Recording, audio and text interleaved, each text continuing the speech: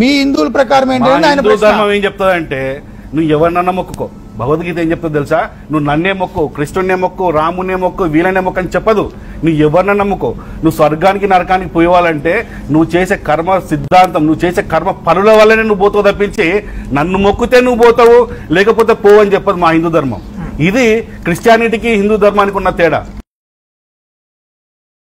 Bible అంటే ఆ బాప్తిస్మం పొందని వాళ్ళు, మారు మనసు పొందని వాళ్ళు స్వర్గంలోకి వెళ్ళటానికి బైబిల్ చెప్పినట్టు ఆయన చెప్తున్నారు. అది ఆయన బైబిల్లో చెప్పడం కాదు, అన్ని మతాలు చెప్పినాయి ఇట్లాంటివి. అది ఆయన బైబిల్లో చెప్పడం కాదు, అన్ని మతాలు చెప్పినాయి ఇట్లాంటివి.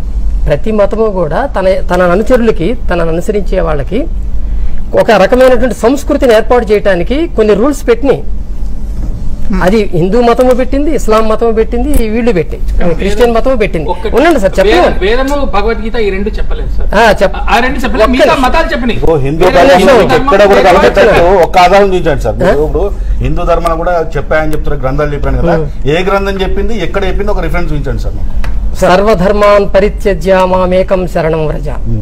ఇదేమిటి దీని అర్థం చెప్పండి సార్. అన్ని మతాలను వదిలిపెట్టి నన్ను ఒక్కడినే సేవించు. అహం త్వా సర్వ పాపేభ్యో మోక్షయిష్యామి మా శుచ. ఏం చెప్పింది? అనన్యాశ్చింతయంతో మాం ఏ జనా పర్యుపాసతే తేషాం యోగక్షేమం వహామ్యహం అని చెప్పింది. ఎవరిని అంటే ఇతరులను ఆరాధించకుండా నన్నొక్కడిని ఆరాధించిన వాళ్ళ యొక్క యోగక్షేమాలనే నేను చూస్తాను. భగవద్గీత పక్కా ఉంది. మీరు భగవద్గీతలో ప్రముఖమైన శ్లోకం ఇది.